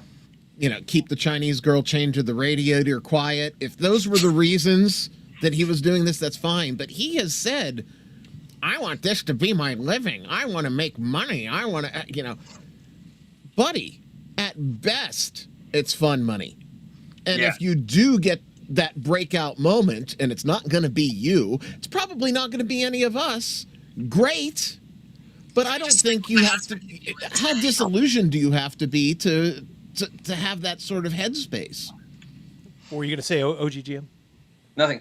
I mean, I'm just listening to Ryan. Okay. I agree with that, Ryan. Like if you're going into this thinking this is going to be anything other than funny, like you said, like funny money or just hobby money, maybe a sponsorship, but yeah. Look, my audience rewards me. I am eternally grateful, But if I had to like live off of this money, that'd be a problem. No, you got to make it like, I don't know, who's the biggest on YouTube now? Is it still Mr. Beast? I Show Speed. Yeah, but Mr. Beast, I even heard like, aren't his views like half of what they were or something? He's taken some huge fall off. So there's something. But he diversified. When I say earlier, there's something macro going on. It's really what it is. It's just it's like entropy. Things are just kind of devolving into a million billion pieces. Yeah. If you think about the way we watch things, everything is just kind of splintering. So it's only natural, in my opinion. Well, that and the thing about it is the really big channels where people make a living off of it, they don't make a living off of their view count or even their super chats or their memberships. That's not what. That's all ancillary. And sponsors. Yeah. It's sponsorships and it's the stuff that they sell. Yeah, merch. Merch or their product that they're bringing out, or their new business that they're involved with, or it's the affiliate links and it's the advertising they sell directly. That's what they make their money off of. Well, exactly true, especially with like the normies. Now, on our side of things, us who are very let's just say cancelable. You can do it, but you are maybe a little bit more reliant on that. Take someone like Jeremy Griggs from Geeks and Gamers. Like he literally can make a very good living off of his channel, and a lot of it is like he's one of the most super chatted channels on YouTube consistently. Pundit makes a living off of doing this and selling his stuff. Yeah. Well, yeah, but Pundit he does it the right way for a creator. He kind of uses his channel as kind of a selling point for his material, which is the way to do it. That's why if on his videos he always has his books there. He understands, like, I will give you my opinion on this thing, but I will also try to sell you this thing, and that is exactly how you have to do it, by the way. And Pundit's also coming at this from a different direction too, because Pundit was already a game designer with success when he started doing the YouTube thing. Yes, he already true. had that profession. This would be like me running a channel on mortgages or even a channel on cars. Like if Carol Shelby comes on and talks about building engines and stuff, his YouTube channel is not the primary vision, and not the primary product here. Yeah. Exactly. Yep. Yeah. The Ramones. Yeah. I saw this. It's a great point, DB. Yeah. I mean, it depends on what your goal is. You know, like my goal is not to like bilk everybody out of as much money as possible. If I can make a little money while I'm kind of having fun and getting my opinions out there, I think that's perfectly fine. It's open doors for me to meet people like all you guys. You know, meet people like Greg Gillespie and interact with them. You know, guys I really like and dig.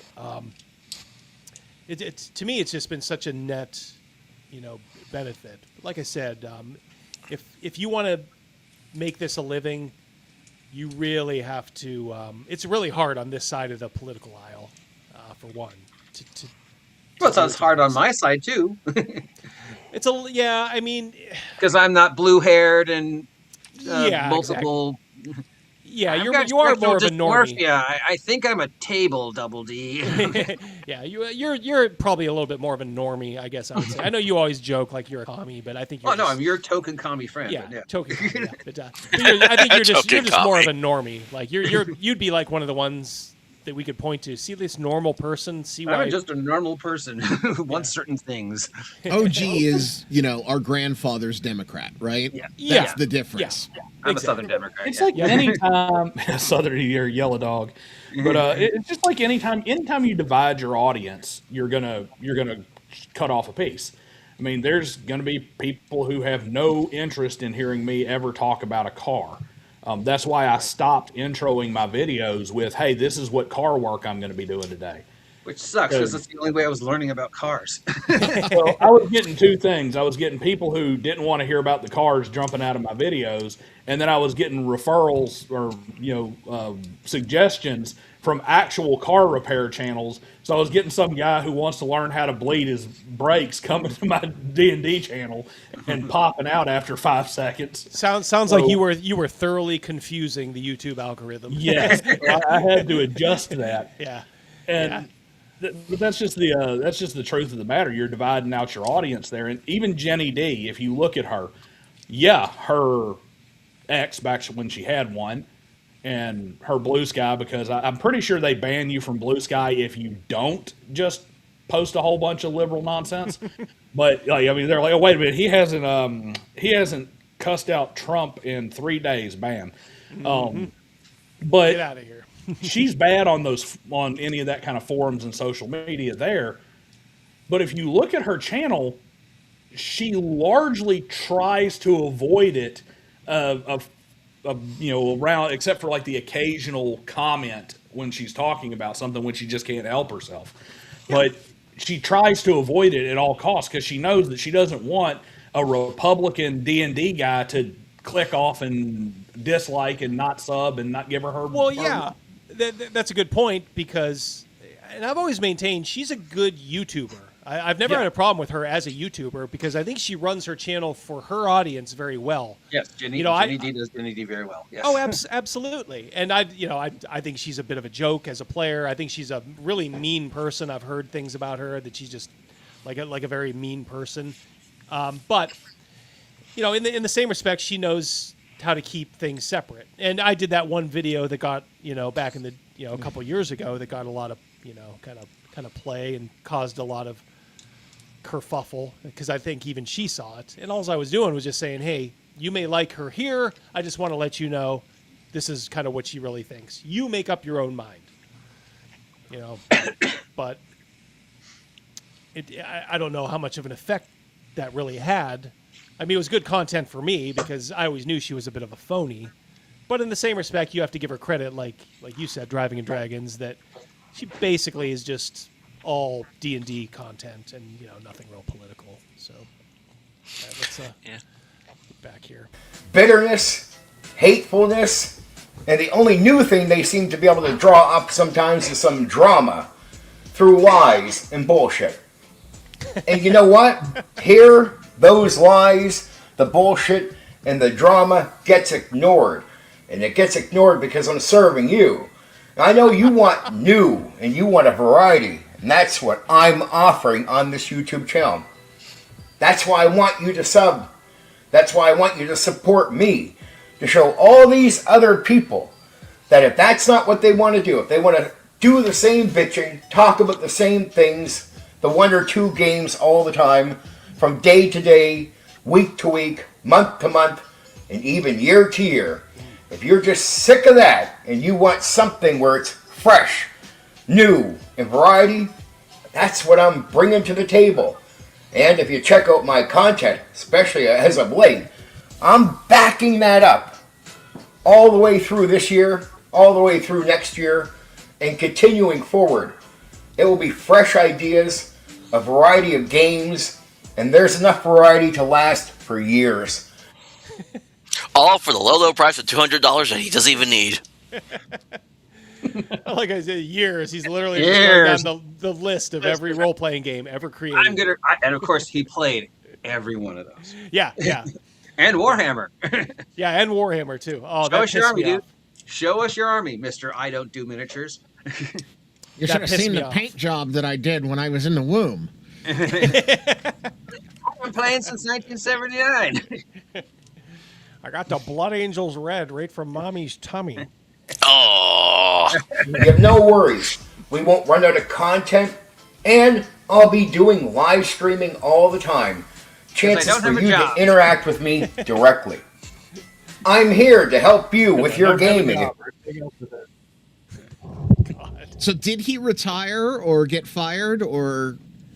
Well, I mean, since he started money bagging again, either he lost his part-time job or Canada's cutting off his aid.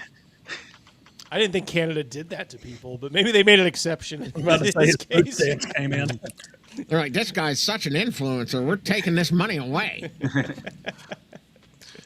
Has it been proven? I thought that he lives with his mother currently. I thought. Was that ever proven or? No. Well, his mom passed. His mother may be dead. His mom passed. Yeah, his mom passed. I mean, he obviously has a roommate or something. Yep. 8 Mobius. Hold on 1 second. 8 Mobius. I don't know if I got an email from you yet, or even maybe from Surly. Your address. Remember, send me your addresses to dashgabbers@gmail, my business email, and I'll send out those Mad Scribes. Maybe I don't know if maybe I got redirected to like a spam folder or something, but I just wanted to remind you guys that so I can send out your winnings. Okay. Yeah, good to see all you guys here. Thank you so much for hanging in with us. Thank you. Yes, thank Saturday. you all of you for hanging out with us.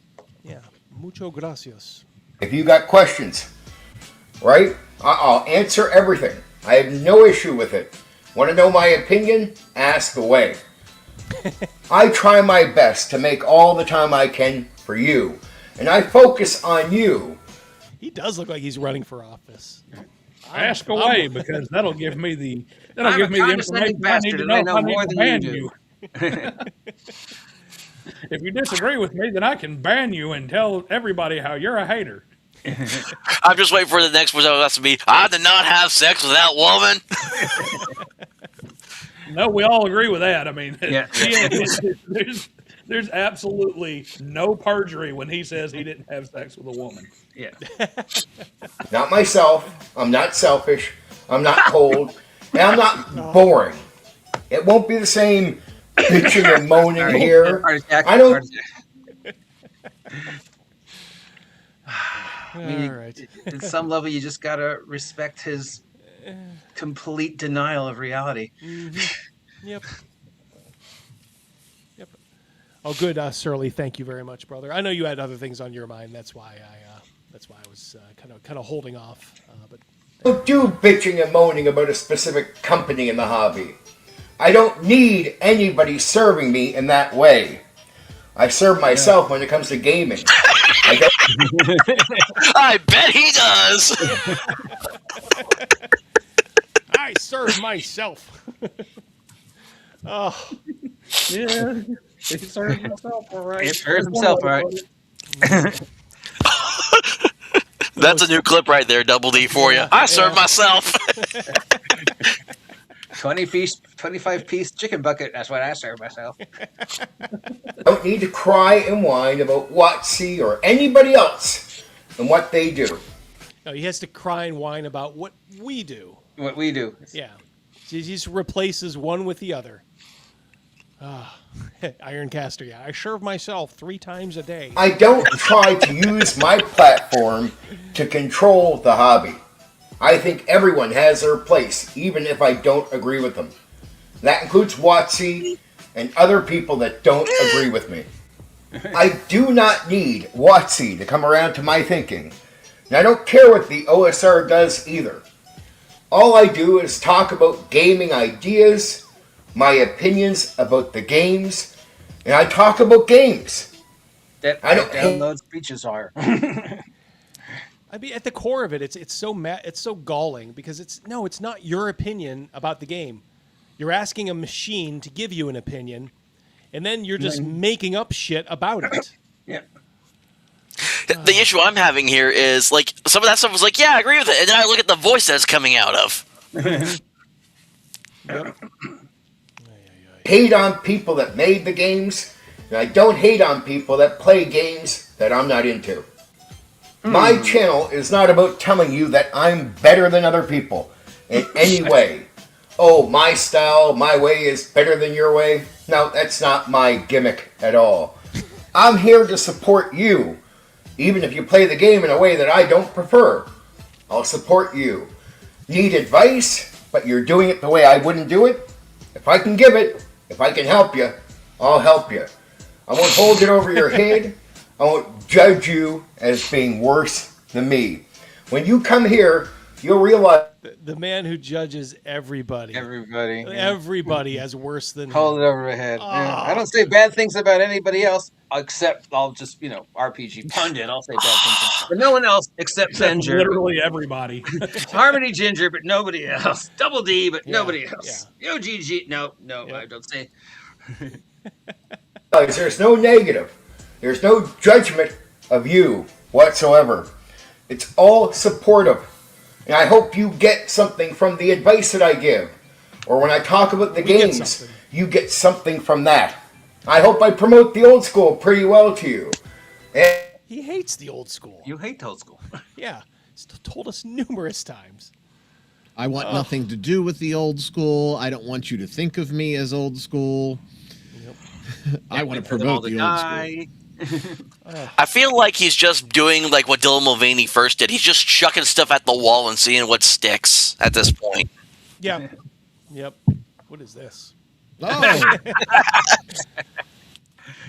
It's a star. We have Rick at home. Of all the studio apartments in all of the government-subsidized buildings in Canada. Why did she have to walk into mine? I think it's a she. She did. Play it again, Louie. You played it for her. You can play it for me. Louie's the only pussy I've touched in 5 years. We're going to hell for that one. Very good, Driving and Dragons. Thank you. All right, I wanted to... this made me mad. Like, he did a Villains and Vigilantes. Yes. But and he called me out in it. Oh, man. Do you have the exact time when he called you out? No, it's towards the end. Okay. That's half-effort YouTuber. I was told that some guy was going to be watching and counting the things that was wrong. It's like, no, you saw that I said that I was... Yeah. And he got the first 5 seconds right. Yeah. I mean, here is Louis. We love Louis. Louis is, yes. Louis is cool. Yeah. well, he's not taking part in a war game. He could be a unit. I think he'd be a little bit too big for the table. And he'd probably eat or chew up most of the figurines, which would tell you they're not all that tough, right? Meet Louis, my kitten. Figured I'd start off with a little bit of cuteness. That cat is actively I'm not- looking for a way to escape. Yeah, exactly. Oh yeah, he's probably like, how do I get out It's here? like, please, boss, just put me down. Please, just.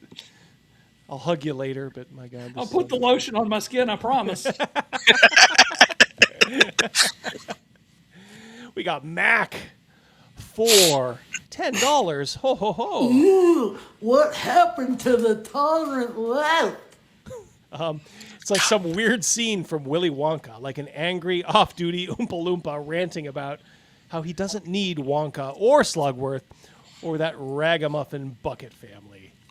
He'll do chocolate his own way. Yeah, that's basically Condor in a nutshell. Very, very flowery too. I like that.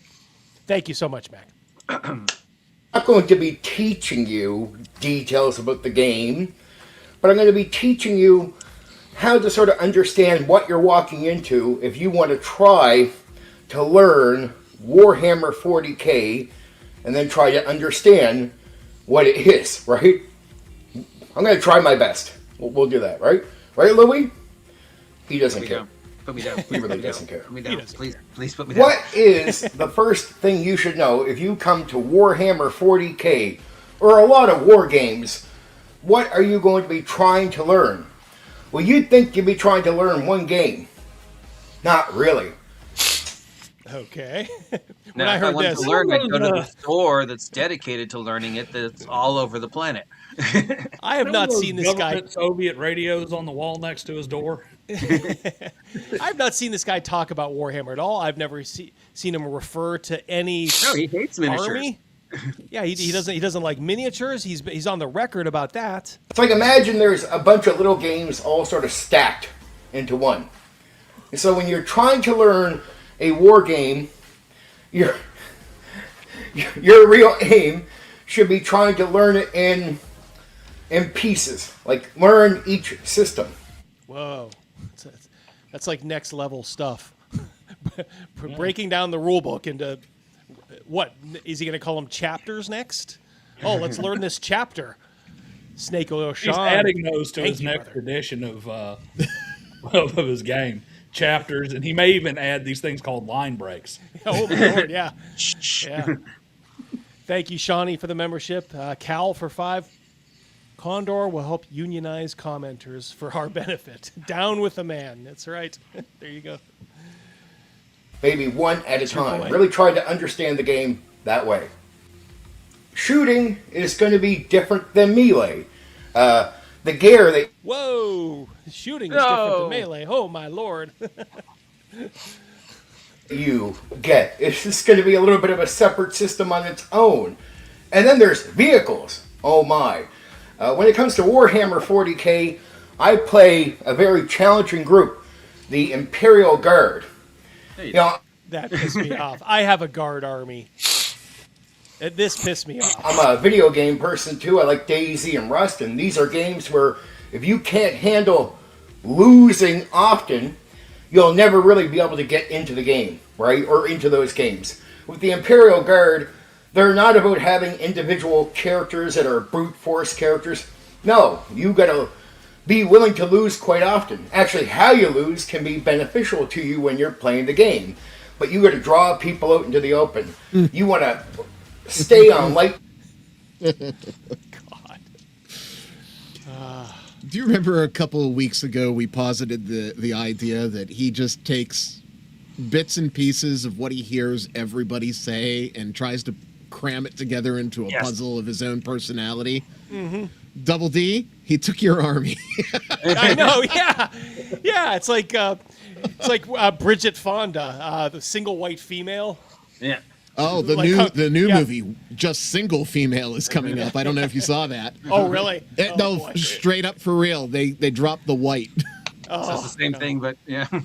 Yeah, but you're right. Yeah, same thing. Like when she watches, was it like Jennifer Jason Leigh come down the stairs like in the same dress? Yep. Yeah, because he's wearing your hat, your sunglasses. He's being consistent. You know, Quasimodo predicted all this. Who did what? Thank you, Jonathan, for $10. As a Kill Team player, the first thing you need to know about modern Warhammer 40k is that its name has changed to Warhammer 40 Game. he's done something here that we've all never seen before. He has managed to be consistent and play Warhammer 40K purely theater of the mind. Because that's the only place his game actually exists. Yeah, he goes on, like he's giving advice here that he has no business. It doesn't reduce damage. It pretty much outright prevents damage from happening, right? It's good for weaker units like the ones I would be using with the Imperial Guard. Tough units here. Like, oh really? Okay. So I want to show you something, Condor, because I know you're going to be watching. How do you play again, Condor? You still haven't said. Yeah. Here's a video I did. Well, thought I was being clever here, making it seem like lost footage. But this is my guard army. That's cool, dude. Thank you.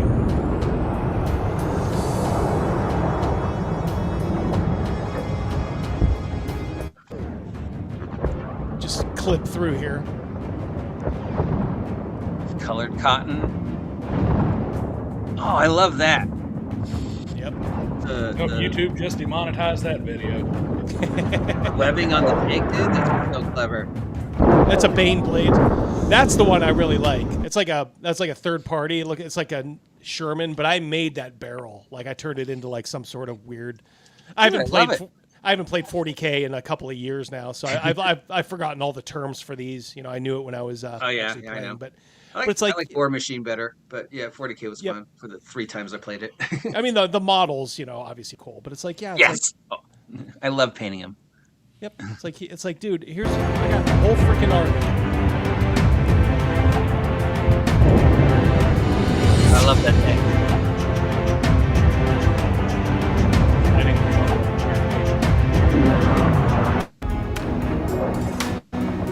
Now catcher.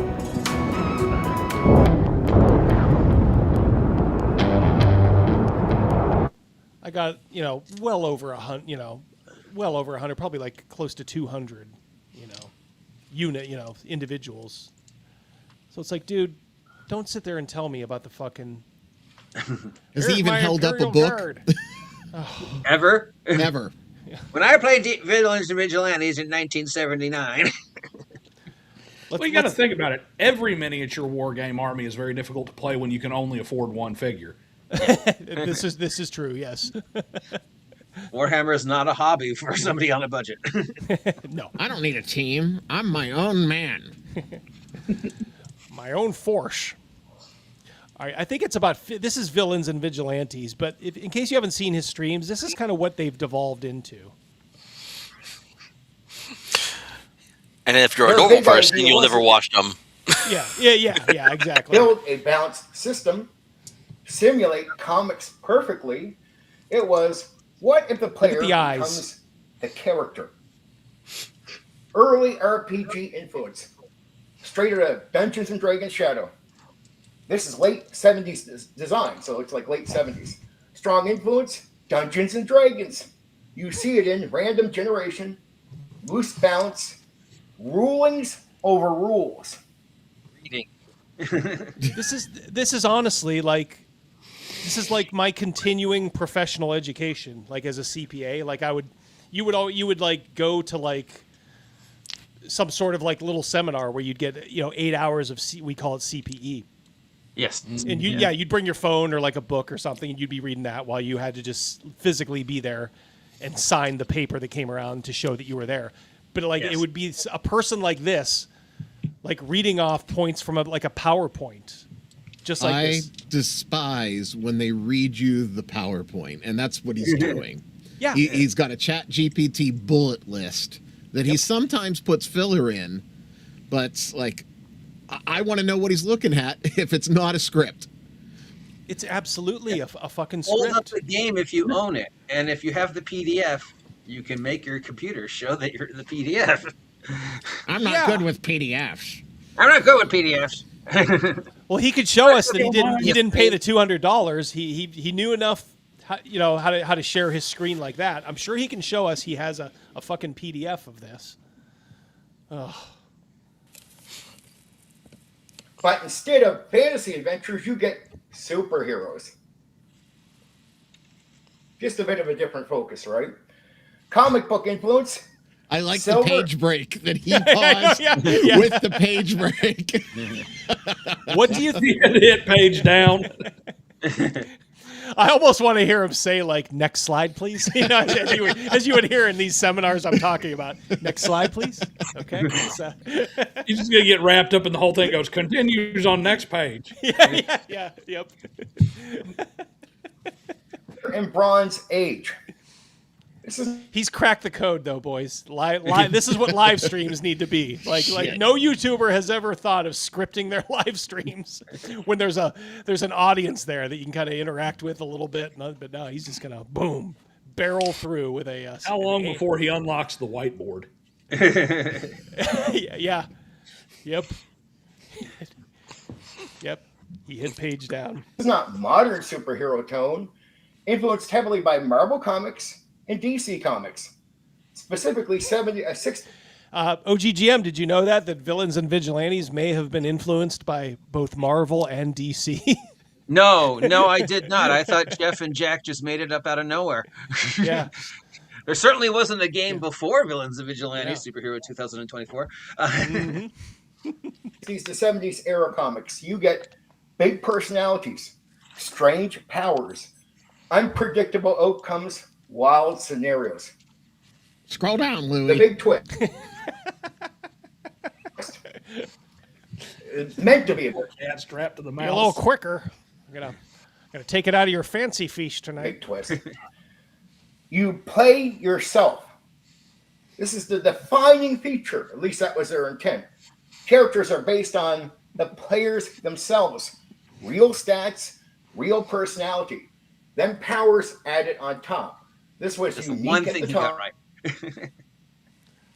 You mean the one thing ChatGPT? Yeah, ChatGPT got right. I'm still unusual even today. Randomness as core design philosophy. Randomness was the game, to be clear. Character creation, highly random. Calls to action. If I am elected. You don't build, you discover. This matches early RPG philosophy, comic book unpredictability. Just think, guys, you got years of this. You got years of this ahead of you. The timing. Early, and I mean early days of the hobby. Released in 1979. Context, RPGs were still new. Design wasn't standardized. Basically, they weren't even done experimenting with D&D at this stage. We're not even up to AD&D 1E or nothing. It's in experimental stage. Experimentation was common at this time. Technically, I think he's wrong there. Wasn't 1E 79? 1E was 79. Yeah. Result, Villains and Vigilantes feels raw, unpolished, but creative. Creative. The design goal. Yeah, there's no reason every other superhero role-playing game refers to that. Yeah, it is completely raw and unpolished, yes. Mm-hmm. Well, kind of looks like he's about to throw a hat at somebody there right now.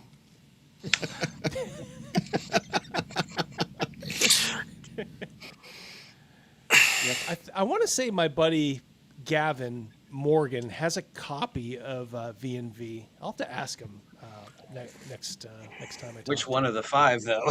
Yeah. My guess is by the time we started getting into it was probably like a second printing or something, because it would have been like 80. Most people played the second. Yeah. Yeah, it definitely would have been like 81, 82. Yeah. Nobody even remembers there was one before the second. Mm-hmm. Yeah. Probably the mainstream one. Yeah. At this point, I would rather play Thirsty Thor lesbians with some bright-haired colored people using hugs and kisses rules and attend the after party than continue listening to Condor DM at this point. Well, come over here to California. I'm sure I can find them for you, Ultra. Yeah, I think we get the point. I did think that I mashed this up, which I thought was pretty funny. Because he was going on like this whole thing, like I'm turning over a new leaf. Things are things are just going to be games only. He's the Candace Owens of the TTRPG world, is what he is. He's just lining up each week where he's contradicting himself. Yeah. But even when it was games only, he was still taking little shots the entire time. He did that one Dungeon Delver Bill Sylvie thumbnail. Yeah. Wow, he was in strict games too. Like he can't. Oh, trust me, control himself. I got it right here for us. We'll read Badgers for Badgers for 5. If I didn't have to give him a click, I'd actually watch this vid for a laugh. My high school group played more V&V than D&D. Well, watch the video. Yeah, you may find it entertaining for who knows, maybe normal reasons and other. Don't ever be afraid to give him a click. Driving's comment calling Condor Candace just made me think of Condor's next game, Jews and Jungles. It's cool here. Here we go. Here. Hateful. Cool here. Insecure people. I'm the new thing. I'm the boss. Applesauce. You know, you're always told, oh, we cover games, and then you'll hear about politics and more. And everything but games being talked about. It's about breaking down barriers and coming together. I am here to serve. I am volunteering my life to you in many ways. Please don't. Please don't. Please, no, please. Get a job. Get some help, please. Double G is following me with Egyptian planes. Keep in mind this and what you're going to see, on the end of it, which I think some of you have already seen, was all made after the supposed turn for like games only. Games only. I'm the right horse to back. I'm the right horse. horse. It's not an ego thing. I'm the right horse to back. Let's be honest, most of you really aren't looking for drama. Bill the Dungeon Delver is just really stupid. Oh, and his aggressive Dungeon stupid Delver. He's a pussy. He's a pussycat. He turned tail and run in person. Yeah, tough guy. Fuck you, you fucking pussy. You fucking little coward fuck. And we both know that, Bill. So, yeah, get off the pot. I work my ass off in life to earn every penny I make. So did I Bill. don't need you fucking little fucking pussy fuck who goes and complains about everything, Bill the Dungeon Delver. You cry when you don't get your way, you fucking pussy. And you're gonna try to ruin me? Go fuck yourself. All of you go fuck yourselves. Okay. I love you. Talk to you soon. Now I'm gonna walk out the door like Mr. Rogers. It's like no one ruined Condor. Condor ruined himself, and we got the receipts for it. Here it goes, man. Here it goes. His next video is coming out because I don't know if you noticed the audio in that clip you made is just a little bit off. So some guy with almost 10K subs has used Photoshop to create a fake video. Yeah, that it's coming. I would never say that. It was in a stream that I just so happened to click on that one time for the. Some guy told me about. Some person told me about it. I definitely was not watching. Yeah, I mean, and this is sort of true. Like that, like I wasn't lying. That was less than 2 days, before. Like he just is insane with these mood swings. You got something here for us, Rye? Yeah. This was one of his thumbnails while he was in the no drama games only phase. Oh boy. I don't know who that looks like, but is that me? No. I have a friend, Bill Sylvie, that has a setup that looks identical to that. That's Bill's like kind of from afar with the console sort of, yeah. So no drama. No drama. Oh, none whatsoever. Yeah, none whatsoever. God. I don't think bipolar is the right term for him. He's more like a schizoid. Like he actually has like breaks and goes into different personalities that don't even know each other. Yep. That's possible. There is some possibility with that, It's like you don't even realize what he said last week. Yeah, I know it's silly, but I think somehow in his mind, if he deletes it, it doesn't exist, and he never said it. Yeah. I just imagine Condor looking in the mirror like, already ripped it. There are two wolves inside of me, and they're gay for each other. That's Condor. No, but OG, you're right. That's why whenever there's a video that's song-worthy, I get the original video first. Yes, me too. So that he can't say, you did this, you created that, because everything that I do is word for word his stuff. Yeah. Yeah, but I don't know if he. I don't know. It's you know. He Some psychologists would make bank off of him. Yeah, I mean, and for anybody who's like remotely like feeling like sorry for him, like, Am I a narcissist? Yeah, on many levels I am.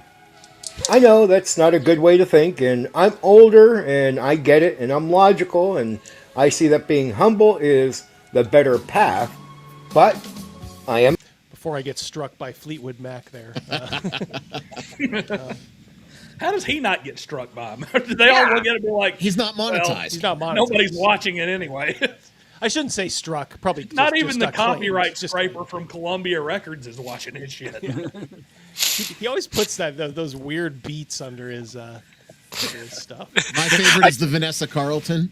That touches a special spot in my heart when he tells me to go fuck myself, and Vanessa Carlton's playing piano in the background. Yeah. You like Eminem in the background, like he's trying to be a hard ass. Yeah. Hit Eminem one. Yeah. My favorite one was when he had the instrumental for 1,000 Miles playing on a video we reviewed like months ago. We'll see you, Shawnee. Yeah, I'm going to wrap this up here. I think pretty soon. I'm getting a little hungry. D&D Dad and Son, you're going to have to go back and watch if you want some Condor action mostly. So any final thoughts, guys? I think we can just say, for lack of a better word, the mask is slipping. This whole thing about being I'm just here to serve you. I'm just here to talk about games I've never played. Yes. Yeah, games I never played. Given to me by a machine. But he's starting to realize, I think, that this isn't who I am, and he should just lean into it. Like, get down in the mud like you were before. Let's both let's both prosper from this. Yeah, just make hundreds of videos where you call all of us pussies because you don't know any worse words. That OGGM, he's a no-talent hack. Yeah, pussy. Yeah, pussy. I'll verbally destroy you and you'll cry in a corner. Yeah. Put you in your place. I'm cutting you off. Please, for the love of God. I'm not a lol cow. I would say, because having suffered through a couple of his reviews just to make sure I had a viable bias to make my decision whether he was actually just reading a script or not. I would say if you're actually going to choose this dude and you are going to script it and you're going to review stuff you don't own, all of which is fine, but just do the extra 5 minutes of legwork. You did not play V&V in 1979. Yeah. V&V did not come out after DC Heroes. Yeah. He won't take a Lysol wipe. One of the best superhero games ever. He's not going to take a Lysol wipe to his light switch. He's not going to put in the extra 5 minutes. Yeah, he's not going to put the extra 5 minutes. How about this? Just read your ChatGPT script once or twice before you go online so you kind of know what's coming up next. Yes. Yep. He's under this false sense of man, I'm growing. Well, he was almost at like nothing. So any growth is going to seem exponential, but it's like and it'll all drop once he goes off against somebody the wrong way. I mean, yeah. His imaginary girlfriend would say the same thing too about his growth being exponential. I think the last time he was close to $1,000 is right before he went after Harmony, and he lost like 700. Yeah. Well, I mean, I just call me crazy. I can't see the appeal to having this kind of a guy just read a script about a game that. But that Black Rose person. Well, yeah. There are 3 or 4 people who he does have 3 that are pretty loyal to him. I don't know why, because he's gone after them too. Call them the Immortals. Condor is the greatest. He's the greatest ever. I don't know why these people hate your channel. No, at least Koss says he's talked to Black Rose on the phone. So. Sock puppet, I just got that. Sock puppet. No, those guys. I don't think those guys are sock because they interact while he's live. So I don't think Black Rose is, but I think most of them are. A lot of them are, yeah. Well, I think a lot of his like if you look in like his comment section and you've seen a name like you haven't seen before, I think some of those might be. Yeah, if you click it and it dates back to an account that's been open since like 2012 and never used, that's probably one of his. Yeah. Yep. Oh well. All right, fellas. I will let you guys go, and then I will wrap it up here. Thank you for another Thank you all exciting for edition. joining us. Please Yeah. like, share, and subscribe to Driving and Dragons Ultra TTT. Not Ryan David, Double D, and if you have time, me. Thank you for doing the heavy lifting there. I was just about to say that. Yep, subscribe to all these guys. You know where to find them. Ryan's over on Rumble, Driving and Dragons. You're on YouTube, right? That is correct. Yep. So is OGGM. Yes. Ultra, do you have a channel? YouTube and Rumble, yes. YouTube and Rumble. Yes, he does. Yeah. Okay, cool. Subscribe to all these guys for great content. And We try. I will let you guys go, and then I will See you Wednesday. Yep, sounds good. I'm going to go get a drink before the speak. Yep. Yo. Have a good weekend, everyone. Speakeasy at 5, right, Rye? 5 o'clock today over on Rumble. If you guys want to have a drink and have some laughs, not at Condor's expense, we'll see you then. Sounds good. Okay, buddy. Yep, we'll see you. Bye-bye. Yep. All righty. So that just leaves your humble narrator here. Just wanted to scour the chat just a little bit, make sure I didn't miss anything here. Oh, you seen Condor lurking in Bear, the Gen X. Yeah, I don't know. Maybe Bear is fine with him. I don't know. Bear kind of walks to the beat of his own drum anyway, so that's cool. Yep. All right, guys. Yeah, I think Ryan, that's like, you just got to be honest with your audience. Like, I've always tried to say, like, look, I've never played this, but from what I've heard, or if I was going to play this from what I've heard, I would do it like this. This sort of false, like, here, being an expert. Everybody's like an expert on everything these days, and it drives me crazy. I mean, they think they're an expert. But it's also bad. Like, what does your audience want, or what do you think your audience wants? I mean, if he's fully committed to this, I suppose that's one thing, but I don't think he'll be able to be. Yep. Thank you, DB. Yep. Cheers, guys. Oops. Thank you, Mac. Thanks all of you guys for all the generous super chats, memberships. Love you guys. Yep, Surly. Like I said, we're praying for you, brother. Like I said, let us know how you're feeling, man. All right, I think that is it. Yep, Salamani, the rare live appearance. Good to see you, sir. Yep, guys, meet over at the Speakeasy. I might throw that on a little bit later as I'm doing some other stuff. Put it on in the background. Yep. And thank you, Cal. Yep. And yeah, it's our pleasure. We pick up our own, right? It's like that old saying, if we don't hang together, we certainly will hang apart.